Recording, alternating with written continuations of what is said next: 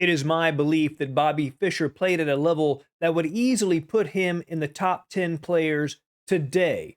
You may agree or disagree with that assertion.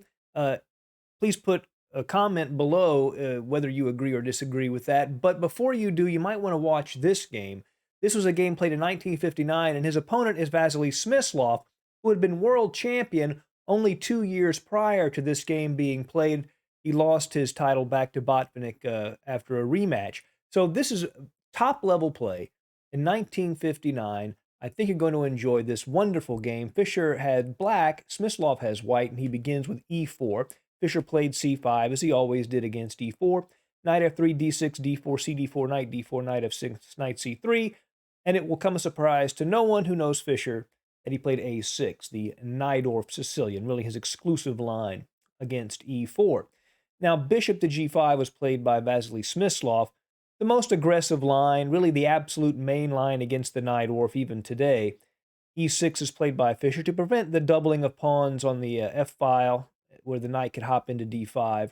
Now the queen can recapture on f6. f4 gaining space in the center of the board. Bishop to e7, relieving that pin. Queen to f3. The queen is well placed on f3.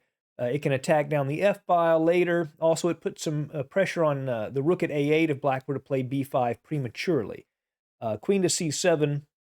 This allows black to play bishop to b7 after b5 and protect that rook. Also puts pressure down the c-file. Long castling from Smyslov, knight b to d7, and g4. And this is all the mainline theory, even today, and it hasn't changed. But this is white's main space-gaining move. The idea is to take on f6 with the bishop and then play the pawn to g5 and just gain more space on the king side.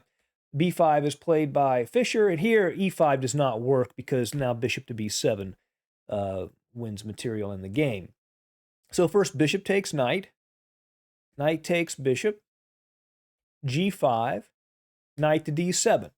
Now you could walk into the tournament hall of any top tournament today and see this position on the board. It's still a very common move, but the most commonly played move by white in this position by far is the move f5, gaining space on the king side. White doesn't worry too much about the g-pawn hanging. He's still okay after that. But Smyslov plays something different and probably a little inaccurate here. He plays the move bishop to h3. Now, the intention is obvious, right? He's attacking this e6 pawn, preparing a sacrifice on that square, but Fischer doesn't give him time to do that. He plays this strong move b4, kicking the knight at c3 away, not only from the king, but it no longer is going to defend the e4 pawn, and that's very important for black. The knight goes to e2, and here Fischer does make a mistake. He plays the move bishop to b7, attacking the pawn at e4. That pawn is definitely quite vulnerable there. But the problem is he allowed this move that Smyslov did not play. Bishop takes e6. He could have actually carried out his intention behind the move bishop to h3, and after fe6, knight takes e6. The queen is attacked. The queen has to move. a5, knight g7, check, king to d8. Now the knight comes back to e6. The king can't go to e8 because queen to h5 is actually checkmate. He would have been forced to c8, and then after king to b1, Smyslov is actually just winning in this position. So he got a little fortunate there. King to b1 instead was played by Smyslov, but that was a little too safe.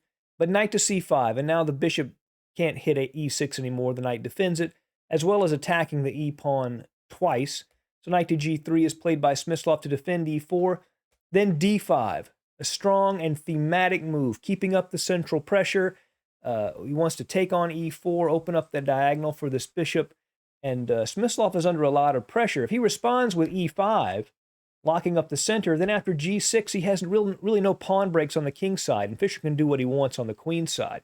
And if he takes on d5, then bishop takes d5, wins material.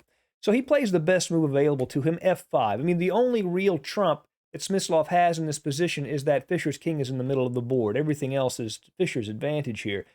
de4 hits the queen goes to g4. Fischer is doing well, but that king in the center could become an issue.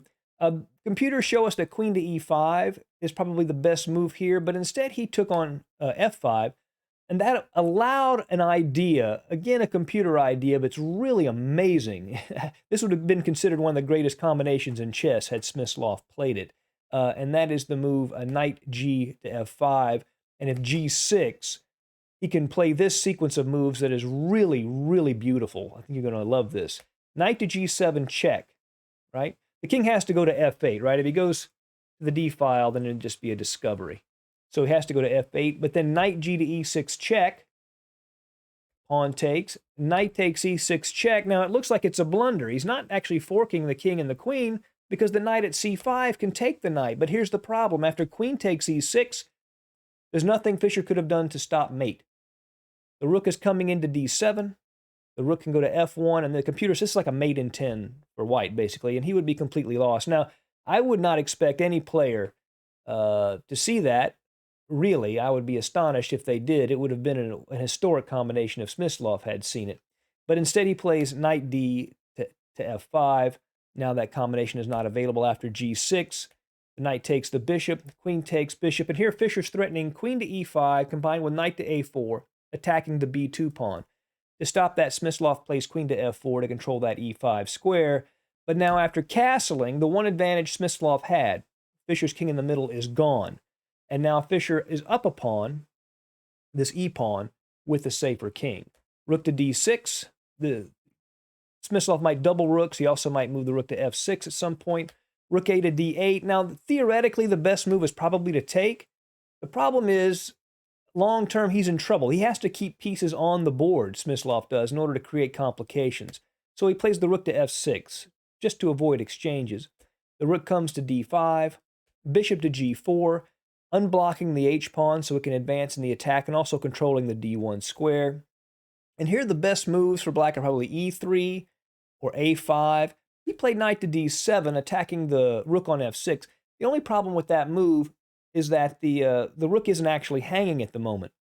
And Smyslov just plays rook to f1. If Fischer were to actually take the rook here, then pawn takes, and he's hitting the queen and threatening queen to h6, queen g7 mate. So he would not be able to take. Can't take on f6 yet, but now he plays e3.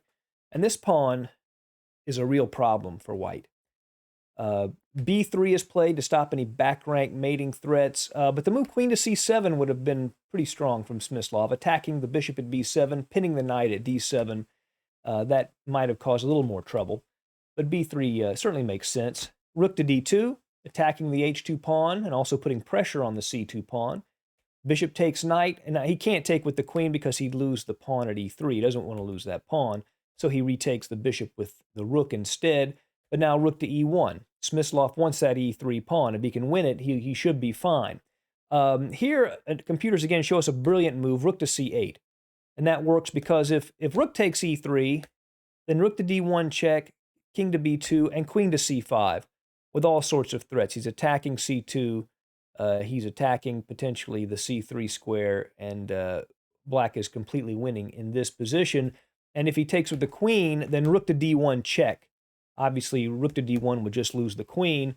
And after king to b2, black plays rook to e1, and Fischer would just win. But instead, he plays rook to e8, backing up the e-pawn, h4 advancing, queen to c5, defending the pawn so that it's no longer pinned by the rook.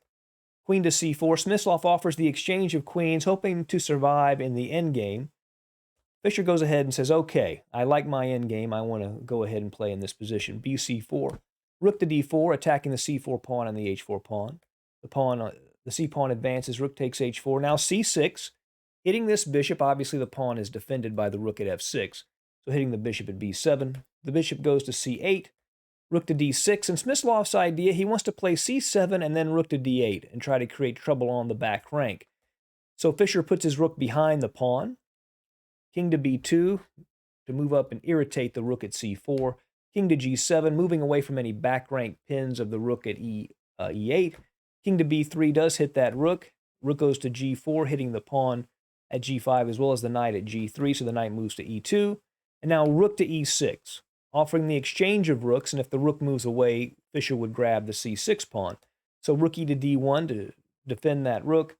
Rook to g2 hits the knight again. The knight moves to f4. Now it looks like Smyslov is forking the two rooks, but it's not really an issue because Fischer can just do this. Rook takes d6, so he's not losing any material here. Rook takes d6, and then rook to d2. Offering the exchange of rooks, Smyslov cannot take the rook, because if he does after pawn takes, there's no way to stop the pawn moving to d1 and queening. So instead, he plays the rook to d3, anchoring that rook in place and also attacking the pawn at e3.